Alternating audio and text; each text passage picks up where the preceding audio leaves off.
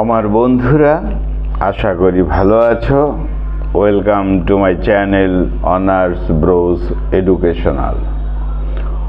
বন্ধুরা, আজকে আমাদের আলোচনার বিষয় হলো the rest of the earth. The rest of the আর্থ, তার সাথে সাথে অন ভায়োলেন্স এবং অন ন্যাশনাল কালচার। এই রেস্ট অব দ্য আর্থ তার ভেতরেই চ্যাপ্টার 1, সেখানে রয়েছে অন ভায়োলেন্সের কথা, এবং চ্যাপ্টার 4 তাতে রয়েছে অন ন্যাশনাল কালচার। তাহলে the rest of the earth, পৃথিবীর দুর্দশা, লিখেছেন by Frantz Fanon. Rest of the earth, rest কথা হলো দুর্দশা। স্বাভাবিকভাবে প্রশ্ন মনে আসে যে কিসের দুর্দশা, এবং এটা নির্দেশ করে কলোনিয়ালিজম। কলোনিয়ালিজমকে নির্দেশ করে। এই কলোনিয়ালিজমের জন্যই পৃথিবীতে বিভিন্ন দেশে এই দুর্দশার অবস্থা এসেছিল। এটা আফ্রিকান কলোনাইজড পিপলদের কথা। কলোনাইজড অর্থাৎ যারা বা যে দেশ কোনো অন্য একটা দেশ এসে কলোনি তৈরি করেছে। যারা কলোনি তৈরি করেছে, যেমন ইংরেজরা, তারা হলো কলোনাইজার। আর যে দেশে কলোনি তৈরি করা হয়েছে, যেমন ইন্ডিয়াতে ইংরেজরা কলোনি তৈরি করেছিল, সেই জন্য এই ইন্ডিয়ান পিপল হলো কলোনাইজড পিপল। তাহলে এখানে দ্য রেস্ট অব দ্য আর্থ এর মধ্যে বিশেষত আফ্রিকান কলোনাইজডদের কথা বলা হয়েছিল। আফ্রিকায়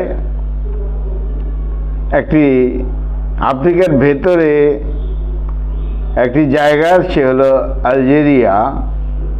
এই আলজেরিয়াতে ফ্রান্স কলোনাইজাররা এসেছিল এবং আফ্রিকার বিভিন্ন পার্টে, যেমন আলজেরিয়া, সেখানে কলোনাইজড করেছিল।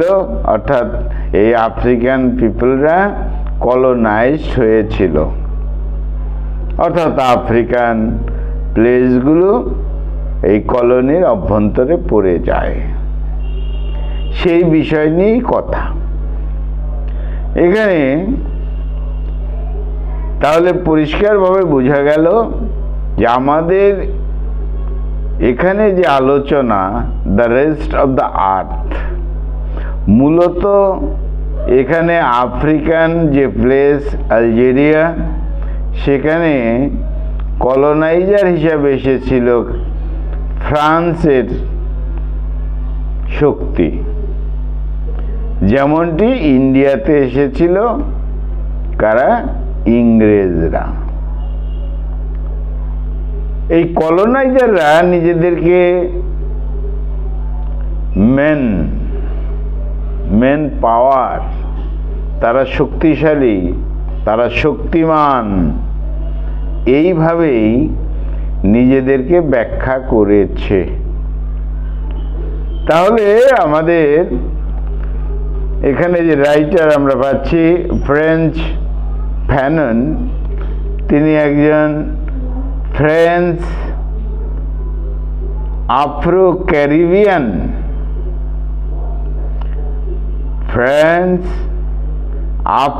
ক্যারিবিয়ান থিঙ্কার, পলিটিক্যাল ফিলোসোফার, এবং তিনি একজন সাইকিয়াট্রিক ব্যক্তি জীবনে। তো তিনি ডাক্তার ছিলেন। এখানে আমরা মার্কসিজম মার্কসিজমের কথা পাবো, বামপন্থী বিষয়ক কথা পাবো, কারণ এই ফ্রান্স ফ্যানন তিনি নিজেই ছিলেন একজন মার্কসিস্ট। তাহলে ফ্রান্স ফ্যানন তিনি থিঙ্কার ছিলেন, রাইটার ছিলেন ইন দ্য 20th সেঞ্চুরি। তিনি লিখেছেন রেস, ক্রিড, কলোনিয়ালিজম,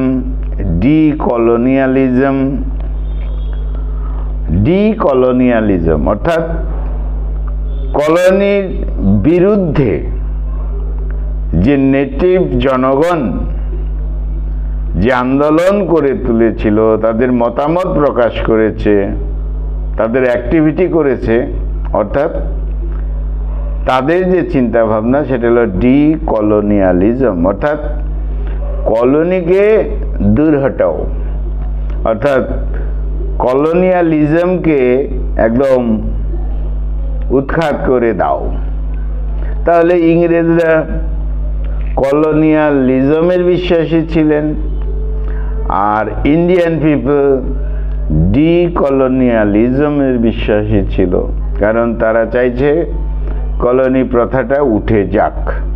যাই হোক, ফ্রান্স ফ্যানন তিনি বিভিন্ন জাতি, সম্প্রদায়, সোসাইটি, দেশের কথা তো বলেছেন, সঙ্গে সঙ্গে জনগণের যে মেন্টাল হেলথ সেটা বিনষ্ট হয়ে গেছে, অর্থাৎ সাইকোলজিক্যাল এফেক্ট পড়েছিল।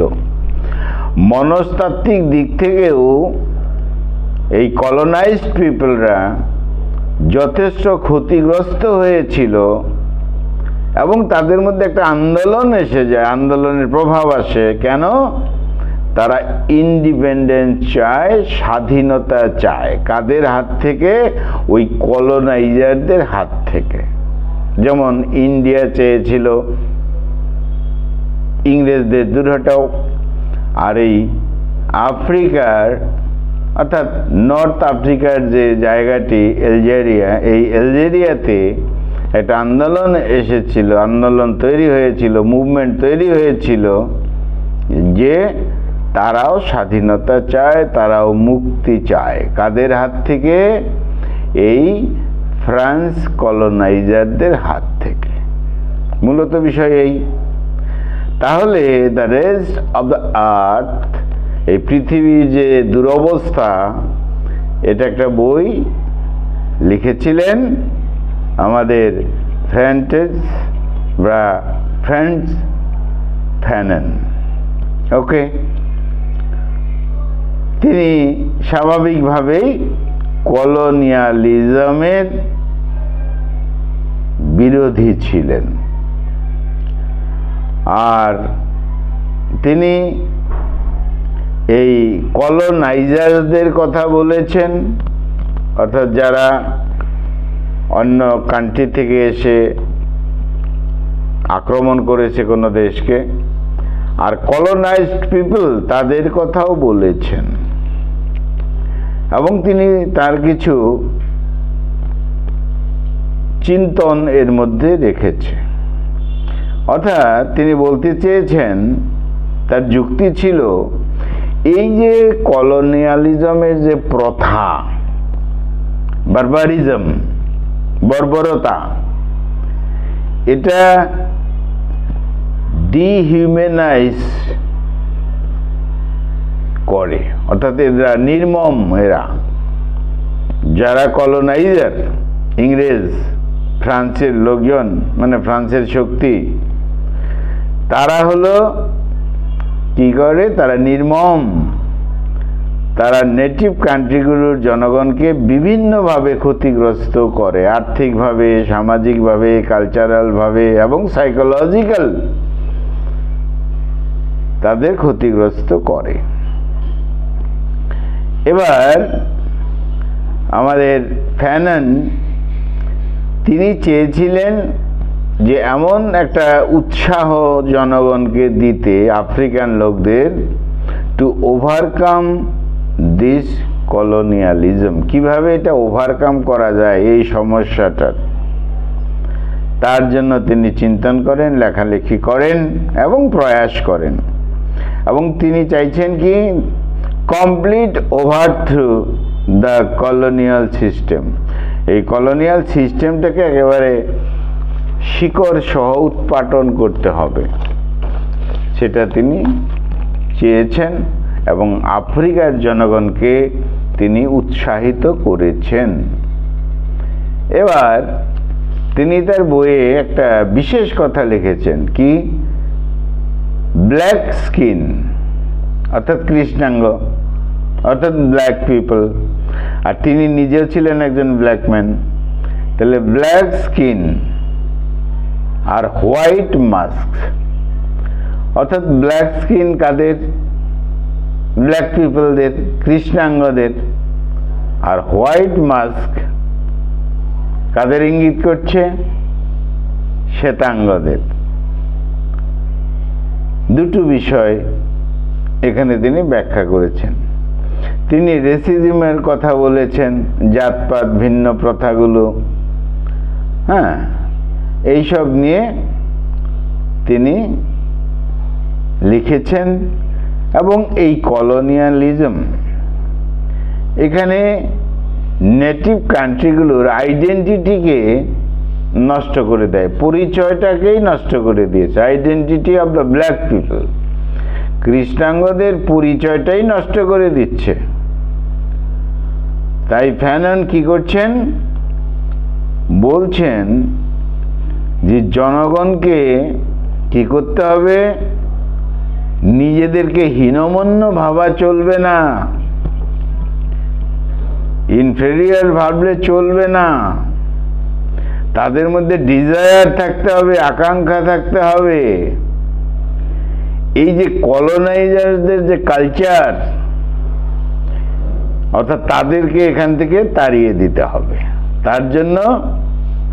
তার জন্য ভায়োলেন্ট যদি হতে হয়, হিংস্রও যদি হতে হয়, সেটা হতে হবে। কারণ এই ভায়োলেন্ট ছাড়া এদেরকে তাড়ানো যাবে না। অর্থাৎ আমাদের কান্ট্রিতে, ইন্ডিয়াতে চরমপন্থী একটা গ্রুপ, নরমপন্থী একটা গ্রুপ ছিল। যেমন নেতাজি সুভাষচন্দ্র বোস চরমপন্থী ছিলেন, গান্ধীজি নরমপন্থী ছিলেন। তিনিও স্বাধীনতা চেয়েছেন, ইংরেজদের তাড়াতে চেয়েছিলেন, কিন্তু তিনি বলেছিলেন নন ভায়োলেন্স। কিন্তু ফ্যাননের সাথে বা তার অপিনিয়নের সাথে কিন্তু আমাদের গান্ধীজির অপিনিয়নের মিল নেই, অমিল। গান্ধীজি বলেছেন নন ভায়োলেন্স, অহিংসা, কিন্তু ফ্যানন বলেছেন যে প্রয়োজনে ভায়োলেন্ট হতে হবে, চরমপন্থী ভাব নিতে হবে। এটা একটা বিশেষ বিষয় এই বইটির মধ্যে। যাই হোক, এখানে তাহলে পোস্ট কলোনিয়াল স্টাডিজ নিয়েও কথা রয়েছে, অর্থাৎ অলরেডি কলোনি এখানে স্থাপিত হয়ে গেছে, তার পরবর্তী সময় কি হবে তেমনটি তিনি আলোচনা এখানে করেছেন। অর্থাৎ স্বাধীনতা পাওয়ার পর এমন আলোচনাও রয়েছে। যেহেতু 5টা চ্যাপ্টার রয়েছে, বিভিন্ন চ্যাপ্টারে বিভিন্ন কথা রয়েছে, কিন্তু আমাদের দুটো বিষয় নিয়েই আজকে আলোচ্য বিষয় থাকবে। একটা হলো অন ভায়োলেন্স, হিংসা বিষয়ে বা ভায়োলেন্স, চরমপন্থী বিষয়ে তিনি কি বলেছেন মিস্টার ফ্যানন, কিংবা অন ন্যাশনাল কালচার, জাতীয় সংস্কৃতি বিষয়ে তিনি কি বলেছেন, এটা নিয়েই কিন্তু আমাদের আলোচনা। যাই হোক, তাহলে এখানে একটা বিষয় যে ইকোনমিক্যালি তো এফেক্ট হয়েছিল, আর্থিকভাবে ক্ষতিগ্রস্ত হয়েছিল এই আফ্রিকান লোকজন, ব্ল্যাক পিপল, কৃষ্ণাঙ্গ মানুষেরা। তাদের কালচারাল প্রবলেম হয়েছিল, স্বাভাবিক। কিন্তু মূলত সাইকোলজিক্যাল একটা প্রবলেমও হয়। এটা শুধু আফ্রিকান লোকদের হয়েছে তাই নয়, যে যে কান্ট্রিতে এই ফ্রান্স, পর্তুগাল বা ওই ইংরেজরা এসে কলোনি তৈরি করেছিল, সেই সময়ে প্রতিটি কান্ট্রিতে এই যে জনগণ, তাদের এই ধরনের প্রবলেম হয়েছিল। প্রবলেমটা একই রকম হয়েছিল, আর্থিকভাবে, সাংস্কৃতিকভাবে এবং তাদের মানসিকভাবেও ক্ষতিগ্রস্ত হয়েছিল জনগণ। তাহলে রেস্ট অফ দ্য আর্থ এই বইটিতে কি হলো, মূলত যে কথা বললাম, কলোনিয়ালিজম, তার এফেক্ট জনগণকে কিভাবে এফেক্ট করে এবং সোসাইটিটা কেমন হয়ে যায়।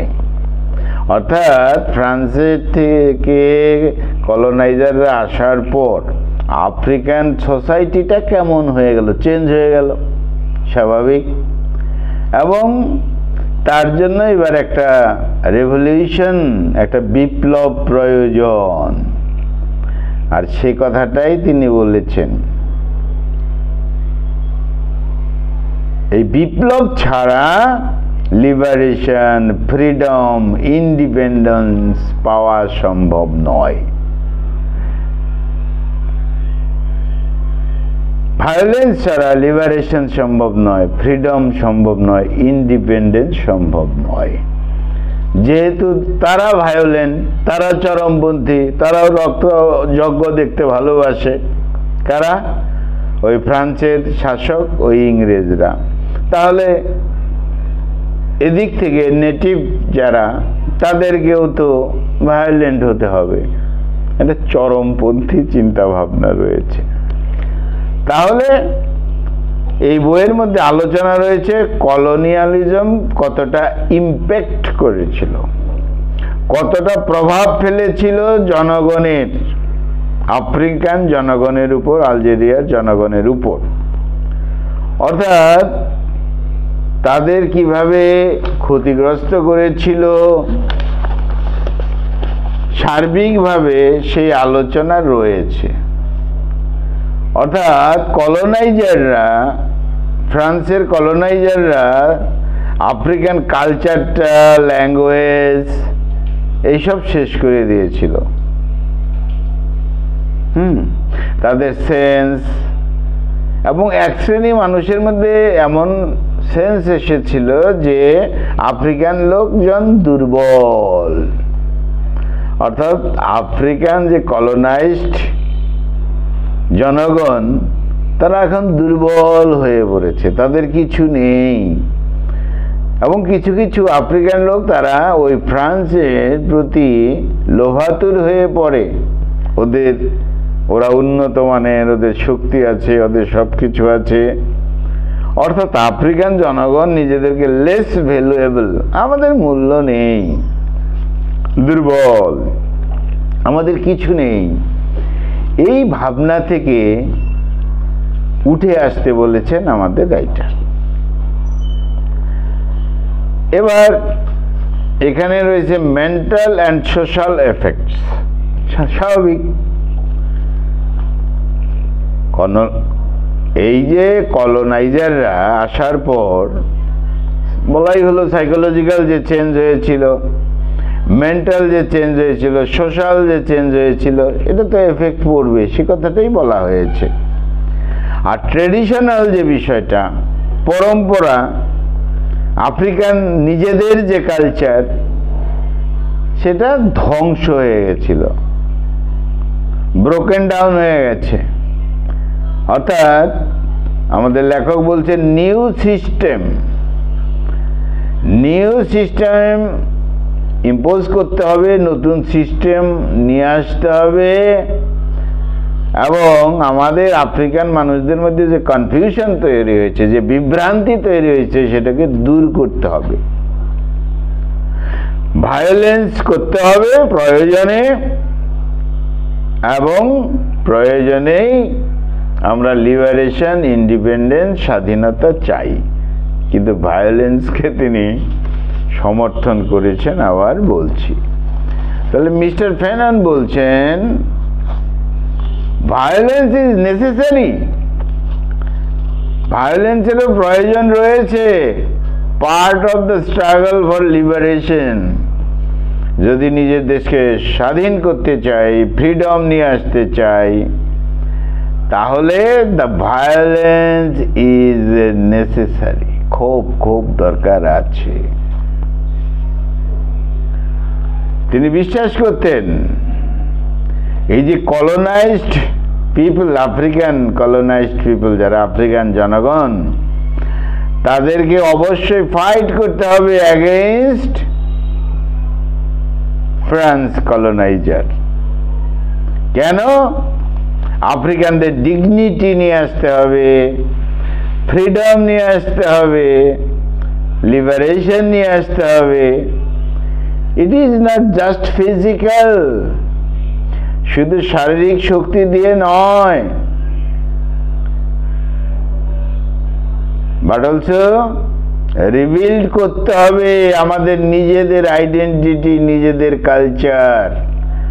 পলিটিক্যাল স্বাধীনতা পেয়ে গেলাম, ফ্রান্সের কলোনাইজাররা চলে গেল, সেটা কথা নয়। নিজেদের আইডেন্টিটি, নিজেদের আফ্রিকান পরিচয়, নিজেদের কালচারকে আবার রিবার্থ করতে হবে, পুনর্জন্ম দিতে হবে। হ্যাঁ, এটা পেইনফুল, ভায়োলেন্স ব্যাপারটা পেইনফুল, যন্ত্রণাদায়ক। ইট ইজ ভেরি ক্রুশিয়াল, বড় জটিল বিষয়। কিন্তু যদি we want to achieve true freedom, প্রকৃত স্বাধীনতা চাই, তাহলে ওই কলোনাইজার ফ্রান্সকে শাস্তি দিতে ভায়োলেন্ট হতে হবে। Next point, cultural rebirth. বলাই হলো যে after liberation, after independence, after freedom, স্বাধীনতা তো আমরা পেয়েই যাব আফ্রিকা, তারপর আমাদের কালচারাল রিবার্থ করতে হবে। মূল কথাই ওয়ের রিবিল্ডিং অফ সোসাইটি, সমাজকে নতুন করে তৈরি করতে হবে, নিউ শেপ, নতুন আকার দিতে হবে, রিডিসকভার, নতুন করে আবিষ্কার করতে হবে কি? Cultural identity. আফ্রিকান কালচারাল আইডেন্টিটিকে আবার ফিরিয়ে আনতে হবে। Social order, new social order, অর্থাৎ নতুন সামাজিক নিয়ম কানুন নিয়ে আসতে হবে। আর কি করতে হবে? এই কালচারাল রিবার্থের সঙ্গে সংস্কৃতির যে পুনর্জন্ম হবে, এটাতে এর দ্বারা কি হবে? ওভারকাম করা যাবে এই কলোনিয়ালিজমকে, আর সোসাইটি তৈরি করা যাবে তখনই যখন আমাদের ডিকলোনাইজিং এই তত্ত্ব, অর্থাৎ তাদের তাড়াবো, এই তত্ত্বটা সবার কাছে পৌঁছে দেওয়া যাবে। Next point, post colonial challenges. সাংঘাতিক বিষয়, এটাও এই বইয়ের মধ্যে রয়েছে। পোস্ট কলোনিয়াল চ্যালেঞ্জেস অর্থাৎ স্বাধীনতা পাওয়ার পর চ্যালেঞ্জ থাকবে, তখনও অনেক দ্বন্দ্ব হবে, কনফ্লিক্ট হবে, স্ট্রাগল হবে, কিন্তু আফ্রিকান মানুষদের স্টেবল হতে গেলে, নিজেদের আফ্রিকান নেশনটাকে স্টেবল করতে গেলে, তাহলে এই সমস্ত নিজেদের মধ্যে যে প্রবলেমগুলো আছে সেটাকে দূর করতে হবে। এই কথাও বলা হয়েছে the rest of the earth এই বইয়ের মধ্যে। তাহলে মূলত আমরা এবার যে পার্ট অন ভায়োলেন্স, তার ইঙ্গিত আমরা পেয়েছি। মিস্টার ফ্যানন বলেছেন, তিনি ফিলোসোফার ছিলেন, দার্শনিক। তিনি যেটা বলছেন যে কলোনিয়ালিজমের মধ্যে যে একটা খারাপ দিক রয়েছে, সেটা ইন্ডিভিজুয়ালও ক্ষতি করে, ব্যক্তিগত মানুষের ক্ষতি করে, সোসাইটিরও ক্ষতি করে, একটা দেশের ক্ষতি করে। সেই জন্য তিনি বলছেন যে ভায়োলেন্স ফর ভায়োলেন্স, যেহেতু তারা এরকম ভায়োলেন্স করে, আমাদেরকেও ভায়োলেন্স করতে হবে প্রয়োজনে।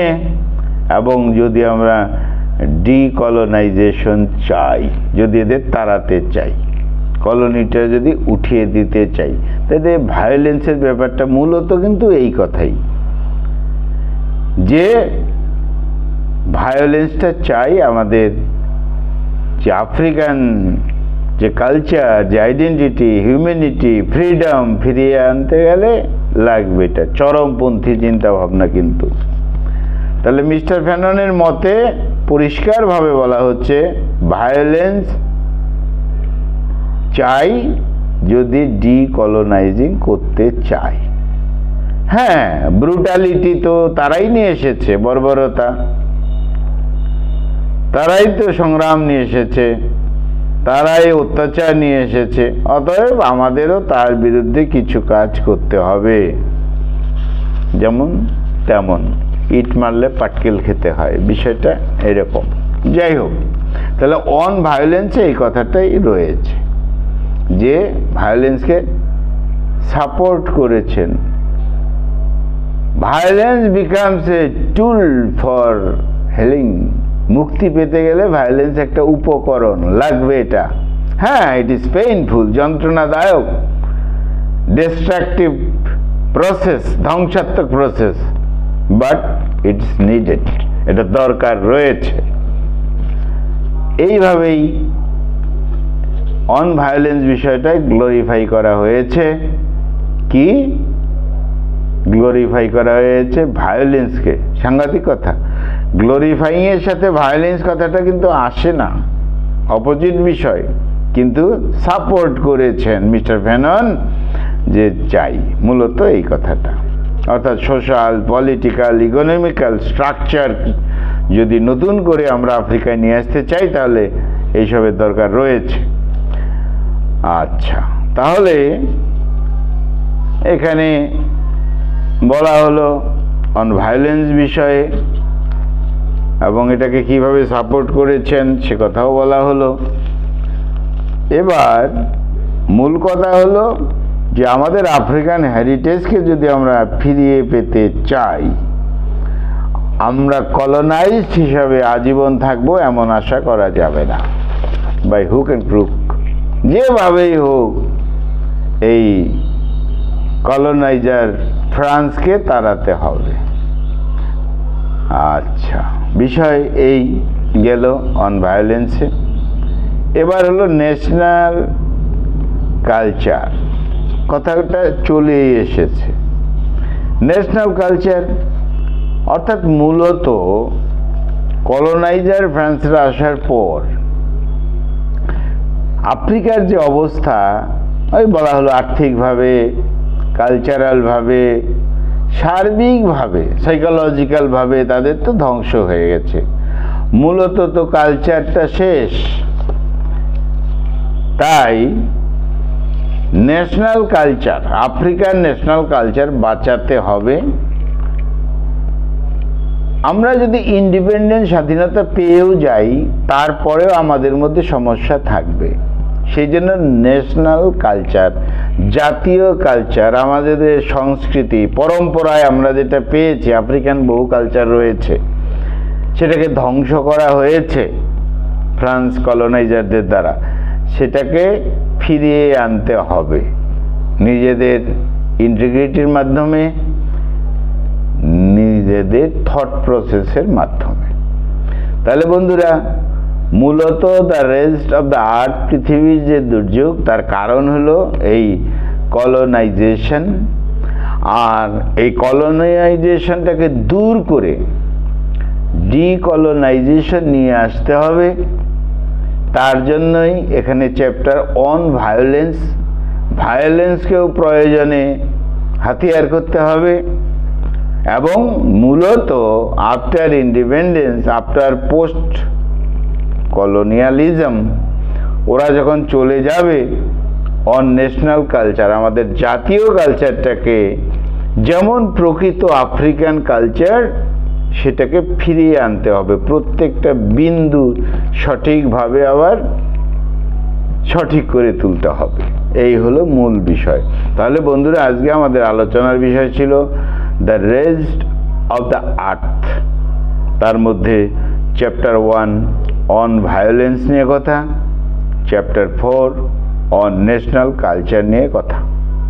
বন্ধুরা, তোমরা যখন এই বিষয়ে পরীক্ষায় লিখবে the rest of the earth, তখন মনে রাখবে একদিকে হলো ইংরেজ, ব্রিটিশার্স, কলোনাইজার, অপরদিকে আমরা ইন্ডিয়ান, অর্থাৎ ইন্ডিয়ান ইনক্লুডিং পাকিস্তান, বাংলাদেশ, সবাই মিলে ইন্ডিয়ান।